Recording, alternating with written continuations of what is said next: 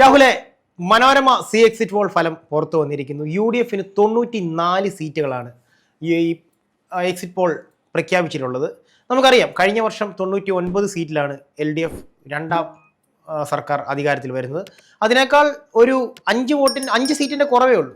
പക്ഷേ 94 ഒരു മറുപടി തിരിച്ചുവരവാണ് മനോരമ പ്രഖ്യാപിച്ചിട്ടുള്ളത്. ഇതിന്റെ പിന്നിലെ സത്യാവസ്ഥ ശരിക്കും 94 സീറ്റുകൾ ഉറപ്പിക്കാവോ?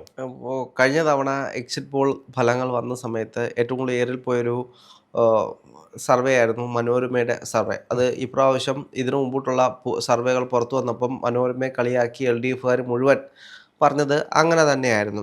പക്ഷേ ഇതിലെ മറ്റൊരു കാര്യമെന്ന് പറയുന്നത്, നമ്മളതിൻ്റെ കണക്കുകളൊന്ന് പരിശോധിച്ച് കഴിഞ്ഞാൽ, ഇപ്പോൾ കാസർഗോഡേക്ക് വരികയാണെങ്കിൽ കാസർഗോഡ് LDF 1 തൊട്ട് 3 സീറ്റുകൾ വരെയും UDF 2 തൊട്ട് 4 സീറ്റുകൾ വരെ പിടിക്കുമെന്നാണ് പറയുന്നത്. അതിനുശേഷം കാസർഗോഡ് നിന്ന് കണ്ണൂരേക്ക് വരികയാണെങ്കിൽ കണ്ണൂർ LDF 6 തൊട്ട് 8 സീറ്റുകൾ വരെയും UDF 3 തൊട്ട് 5 സീറ്റുകൾ വരെയും പിടിക്കുമെന്നാണ്. പക്ഷേ എനിക്കതിൽ അത്ഭുതമായിട്ട് തോന്നിയത് കോഴിക്കോടാണ്. ഇപ്പോൾ ഇത് രണ്ടും ഏകദേശം, ഇപ്പോൾ കണ്ണൂരാണെങ്കിലും കാസർഗോഡാണെങ്കിലും ഏകദേശം അങ്ങനെ വരാനുള്ള സാധ്യതകൾ നമ്മൾ എല്ലാവരും പ്രവചിക്കുന്നുണ്ട്. പക്ഷേ കോഴിക്കോടേക്ക് വരുമ്പോഴാണ് കോഴിക്കോട് LDF 2 തൊട്ട് 4 സീറ്റുകൾ വരെയും UDF 9 സീറ്റുകൾ തൊട്ട് 11 സീറ്റുകൾ വരെയും പിടിക്കുമെന്ന് പറയുന്നൊരു സാഹചര്യമുണ്ട്. അപ്പോൾ അങ്ങനെ കോഴിക്കോട് വലിയൊരു മാറ്റം വരികയാണെങ്കിൽ വലിയൊരു അടിയായിരിക്കും LDFന് ഉണ്ടാകാൻ പോകുന്നതെന്നൊരു യാഥാർത്ഥ്യമാണ്. ഇപ്പോൾ കോഴിക്കോട് മാത്രമല്ല, അപ്പോൾ കോഴിക്കോട് LDFൻ്റെ ഒരു കോട്ട തന്നെയാണ്. കൊല്ലം ജില്ലയും തിരുവനന്തപുരത്ത് നമ്മൾ എടുത്തു നോക്കിയാൽ, കൊല്ലം ജില്ലയിൽ പറയുന്നത് LDFന് 4 തൊട്ട് 6 സീറ്റുകൾ വരെയും UDFന് 5 തൊട്ട് 7 സീറ്റുകൾ വരെയുമാണ് പ്രവചിക്കുന്നത്. തിരുവനന്തപുരത്ത് 6 തൊട്ട് 8 സീറ്റുകൾ വരെയും UDFന് 4 തൊട്ട് 6 സീറ്റുകൾ വരെയാണ് പ്രവചിക്കുന്നത്. അതേപോലെ തന്നെ ആലപ്പുഴ എടുത്തു കഴിഞ്ഞാൽ ആലപ്പുഴയിൽ LDFന് 2 തൊട്ട് 4 സീറ്റുകൾ വരെയും UDFന് 5 സീറ്റുകൾ തൊട്ട് 7 സീറ്റുകൾ വരെയും, പത്തനംതിട്ടയിൽ 1 തൊട്ട് 3 സീറ്റുകൾ വരെയും UDFന് 2 തൊട്ട് 4 സീറ്റുകൾ വരെയും. കഴിഞ്ഞ തവണത്തെ തെരഞ്ഞെടുപ്പ് നമ്മൾ എടുത്തു വെച്ച് പരിശോധിക്കുകയാണെങ്കിൽ ഈ തെക്കൻ ജില്ലകൾ തിരുവനന്തപുരം, കൊല്ലം, പത്തനംതിട്ട, ആലപ്പുഴ, ഈ 4 ജില്ലകളിൽ നിന്ന് ആകെ UDFന് കിട്ടിയ സീറ്റ് എന്ന് പറയുന്നത് 4ആണ്. അതെ, തിരുവനന്തപുരത്ത് നിന്നും കൊല്ലത്ത് നിന്ന് 2, അതായത് തിരുവനന്തപുരത്ത് വിൻസെൻ്റ് MLAയും കൊല്ലത്തേക്ക് വരികയാണെങ്കിൽ PC വിഷ്ണുനാഥും അതേപോലെ തന്നെ നമ്മുടെ കരുനാഗപ്പള്ളി MLA ആയിട്ടുള്ള CR മഹേഷ്, പിന്നെ ആലപ്പുഴ ജില്ലയിൽ ആകെ ഹരിപ്പാട് എന്ന് രമേശ് ചെന്നിത്തല, ഇങ്ങനെ 4 പേര് മാത്രമാണ് ലഭിച്ചത്. ഈ 4 സ്ഥലത്തുനിന്നും കൂടെ മാത്രം UDFന് ലഭിക്കാൻ പോകുന്ന സീറ്റ് എന്ന് പറയുന്നത് 24 സീറ്റുകളാണ്. അതായത് ഈ 4 ജില്ലകളിൽ നിന്ന് മാത്രം UDFന് ലഭിക്കാൻ പോകുന്ന സീറ്റുകൾ എന്ന് വെച്ച് കഴിഞ്ഞാൽ 24 സീറ്റുകളാണ്. കഴിഞ്ഞ തവണ 4 സീറ്റ് കിട്ടിയെടുത്ത് 24 സീറ്റുകൾ ഈ 4 ജില്ലയിൽ നിന്നും കൂടെ മാക്സിമം UDFന് കിട്ടുമെന്ന് പറഞ്ഞു കഴിഞ്ഞാൽ അത് വലിയൊരു ട്രെൻഡാണ്. അതായത് കഴിഞ്ഞ തവണ നഷ്ടപ്പെട്ട സീറ്റുകൾ കൂടി ഇത്തവണ തിരിച്ചു പിടിക്കും. അതെ. ഇപ്പോൾ ബാക്കി ജില്ലകൾ നമ്മൾ പരിശോധിച്ച് കഴിഞ്ഞാൽ, ഇപ്പം എറണാകുളം ജില്ലയിൽ നമുക്ക് സ്വാഭാവികമായിട്ട് അറിയാവുന്നതാണ് UDFനാണ് ഒരു മേൽക്കൈയുള്ളത്. അതേപോലെ തന്നെ LDFന് അവിടെ പ്രവചിക്കുന്നത് 0 തൊട്ട് 2 സീറ്റുകൾ. കോട്ടയം ജില്ലയുടെ പിന്നെ LDFന് വരുന്നത് 12 തൊട്ട് 14 സീറ്റുകൾ വരെയാണ് പറയുന്നത്. അപ്പോൾ മലപ്പുറത്താണെങ്കിൽ പോലും മലപ്പുറത്ത് LDFന് 0 തൊട്ട് 1 സീറ്റുകൾ വരെയും UDFന് 14 തൊട്ട് 16 സീറ്റുകൾ വരെയാണ് പറയുന്നത്.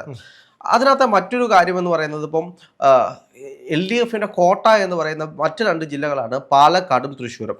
പാലക്കാട് നോക്കുകയാണെങ്കിൽ LDFന് 7 തൊട്ട് 9 സീറ്റുകൾ വരെയും UDFന് 3 തൊട്ട് 5 സീറ്റുകൾ വരെയുമാണ്. തൃശ്ശൂർ 9 സീറ്റ് തൊട്ട് 11 സീറ്റ് വരെ LDFനും UDFന് 2 തൊട്ട് 4 സീറ്റുകൾ വരെയും UDFനും. അങ്ങനെയാണ് ഈ 2 ജില്ലകളും പറയുന്നത്. അത് സ്വാഭാവികമായിട്ട് നമുക്കറിയാം, LDFൻ്റെ കോട്ടയാണ്, LDFന് കരുത്തുറ്റ സംഘടനാ സംവിധാനമുള്ള സ്ഥലമാണ്. അവിടെ വലിയ അത്ഭുതങ്ങളൊന്നും സംഭവിക്കുന്നില്ല എന്നാണ് നമുക്ക് കാണാൻ കഴിയുന്നത്. ഇപ്പോൾ കോട്ടയത്തേക്ക് വരികയാണെങ്കിൽ കോട്ടയം ജില്ലയിൽ LDFന് 0 തൊട്ട് 2 സീറ്റുകൾ വരെയും UDFന് 7 തൊട്ട് 9 സീറ്റുകൾ വരെയുമാണ് ലഭിക്കുമെന്ന് പറയുന്നത്. അത് 0 തൊട്ട് 2 സീറ്റുകളാണ് പറയുന്നത്. അതായത് കാഞ്ഞിരപ്പള്ളി കൺഫേംഡ് സീറ്റാണ്, പ്രൊഫസർ എൻ ജയരാജ്. അതെ. പിന്നെയുള്ള ഒരു സീറ്റ് എന്ന് പറയുന്നത് എനിക്ക് തോന്നുന്നു ഏറ്റുമാനൂരാണ്. അവിടെ VN വാസവനാണ് മത്സരിക്കുന്നത്. അവിടെ VN വാസവനും വിജയ സാധ്യതയുണ്ട്. പക്ഷേ എല്ലാവരും ഉറ്റുനോക്കുന്ന ഒരു മണ്ഡലമാണ് പാലായുടെ വിജയമാണ് ഏറ്റവും പ്രസക്തമായി വരുന്നത് കോട്ടയം ജില്ലയിൽ. പാലയിൽ ഏകദേശം എല്ലാവരും മാണി സി കാപ്പന് നേരിയ മുൻതൂക്കമാണ് പറയുന്നത്. അതായത് വലിയ മുൻതൂക്കമല്ല, നേരിയ മുൻതൂക്കത്തിൽ മാണി സി കാപ്പൻ വിജയിക്കും എന്നാണ് പറയുന്നത്. കാരണം കഴിഞ്ഞ തവണ 40,000-ന് മുകളിൽ ഭൂരിപക്ഷത്തിലാണ് മാണി സി കാപ്പൻ അവിടെ വിജയിക്കുന്നത്. അപ്പോൾ സ്വാഭാവികമായിട്ടും അത്രയും വലിയ ഭൂരിപക്ഷം കുറയ്ക്കണമെങ്കിൽ 3 പേരും കൂടെ ത്രികോണ മത്സരമാണ് നടത്തുന്നതെങ്കിലും ഒരു നേരിയ മുൻതൂക്കം മാണി സി കാപ്പന് തന്നെയാണുള്ളത്. ഇതിൽ നമ്മൾ പറയാതെ പോയിട്ടില്ല. ഇപ്പോൾ ഇടുക്കി ജില്ലയിൽ 0 തൊട്ട് 2 സീറ്റുകൾ വരെ LDF-നും UDF-ന് 3 തൊട്ട് 5 സീറ്റുകൾ വരെയുമാണ് പറയുന്നത്. അതായത് Manorama C voters exit poll പറയുന്നതനുസരിച്ചാണെങ്കിൽ NDAക്ക് 1 തൊട്ട് 3 സീറ്റുകൾ ലഭിക്കുന്നത് തിരുവനന്തപുരത്ത് നിന്നാണ് എന്നാണ് ഈ എക്സിറ്റ് പോൾ പറയുന്നത്. രാജീവ് ചന്ദ്രശേഖർ നേമത്ത് രാജീവ് ചന്ദ്രശേഖർ, അതായത് 1 തൊട്ട് 3 സീറ്റുകൾ വരെ NDA നേടാനുള്ള സാഹചര്യങ്ങളുണ്ട്. ഒന്ന് രാജീവ് ചന്ദ്രശേഖരനാണ് എന്ന് തന്നെ എല്ലാവരും പറയുന്നുണ്ട്. എല്ലാ എക്സിറ്റ് പോളിലും ഏകദേശം ഒരു സാധ്യതയിൽ തിരുവനന്തപുരം നേമത്ത് രാജീവ് ചന്ദ്രശേഖരൻ ഒരു മുൻതൂക്കം പറയുന്നുണ്ട്. അതേപോലെ തന്നെ ബാക്കി 2 മണ്ഡലങ്ങൾ, ഒന്ന് വട്ടിയൂർക്കാവും ഒന്ന് കഴക്കൂട്ടവുമാണ്. ഇവിടെ രണ്ടിടത്തും വലിയ രീതിയിലുള്ള ത്രികോണ മത്സരമാണ് നടക്കുന്നത്. അവിടെ BJPക്ക് അട്ടിമറി വിജയം സംഭവിച്ചേക്കാം എന്നുള്ള കണക്കൂട്ടലാണ് ഈ എക്സിറ്റ് പോൾ പറയുന്നത്.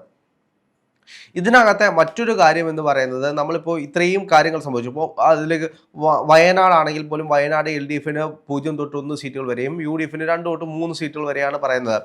ഇതിൽ ആകെ LDF തകർന്നടിയുമെന്ന് പറയുന്നത്, ഒന്ന് കോഴിക്കോട്, 2 വരുന്നത് തിരുവനന്തപുരം, കൊല്ലം വരുന്ന LDF-ന്റെ ഉരുക്കുവോട്ടുകൾ. അതായത് തെക്കൻ ജില്ലകൾ LDF-നെ കൈവിടുമെന്നാണ് ഈ എക്സിറ്റ് പോൾ. അതായത് മനോരമ സി എക്സിറ്റ് പോൾ പറയുന്നത് തെക്കൻ ജില്ലകൾ LDF-നെ കൈവിടും. ഇപ്പോൾ ഇന്ന് തന്നെ കോഴിക്കോട് DCC പ്രസിഡന്റ് ഒരു പ്രസ്താവന ഉണ്ടായിരുന്നു. അവർ 13 സീറ്റുകളും പ്രതീക്ഷിക്കുന്നുണ്ട്. ഇപ്പോൾ വോട്ട് ഏതെങ്കിലും ഒരു ബൂത്തിൽ വോട്ട് കുറയുന്നുണ്ടെങ്കിൽ അവിടെ VWAP എണ്ണാൻ വീണ്ടും ഞങ്ങൾ പറയുമെന്നാണ് പറയുന്നത്. അത്രയും വലിയ കോൺഫിഡൻസിലാണ് അദ്ദേഹം പറയുന്നത്. ഇപ്പോൾ കോഴിക്കോട് അങ്ങനെ വലിയൊരു മാറ്റം ഉണ്ടാകുകയാണെങ്കിൽ LDF-നെ സംബന്ധിച്ച് വലിയൊരു അടിയായിരിക്കും. അപ്പോൾ ഞാൻ ഈ തെരഞ്ഞെടുപ്പിന് മുമ്പിട്ടാണെങ്കിൽ പോലും കോഴിക്കോടുള്ള പല ആളുകളോടും ചോദിച്ച സമയത്ത് അവർ പറഞ്ഞത്, അവിടെ പാർട്ടി എല്ലാവർക്കും മടുത്തിട്ടുണ്ട്, LDF-നെ എല്ലാവർക്കും മടുത്തിട്ടുണ്ട്. പക്ഷേ സംഘടനാ സംവിധാനം ഉണ്ടായതുകൊണ്ട് പല കോട്ടകളിലേക്കും UDF-ന് ഇടിച്ചു കയറാൻ വളരെ ബുദ്ധിമുട്ടാണ് എന്ന് പറയുന്ന ഒരു സാഹചര്യം ഉണ്ടായി. ഞാൻ ഇത്രയും വലിയൊരു ട്രെൻഡ് കോഴിക്കോട് ഉണ്ടാകുമെന്ന് ഒരിക്കലും പ്രതീക്ഷിച്ചിട്ടില്ല.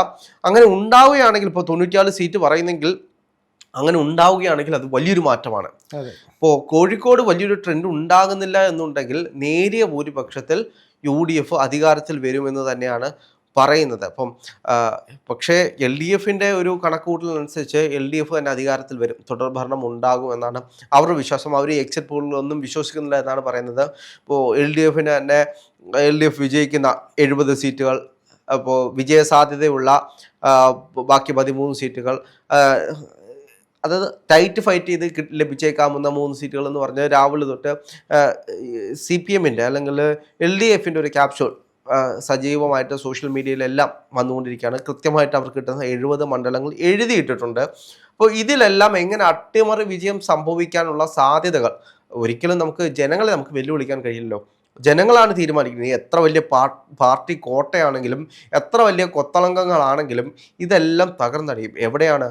ജനങ്ങളെ വെല്ലുവിളിച്ചു കഴിഞ്ഞാൽ ജനങ്ങളാണ് തീരുമാനിക്കുന്നത് ആരാണ് അധികാരത്തിൽ വരേണ്ടത്, ഞങ്ങളെ ആരാണ് നയിക്കേണ്ടത്, ഏത് സംവിധാനമാണ് വേണ്ടത് ജനങ്ങൾ തീരുമാനിക്കും. ഈ തെരഞ്ഞെടുപ്പിന് ശേഷം അറിയാൻ കഴിയും ആരാണ് വിജയിക്കാൻ പോകുന്നതെന്ന്.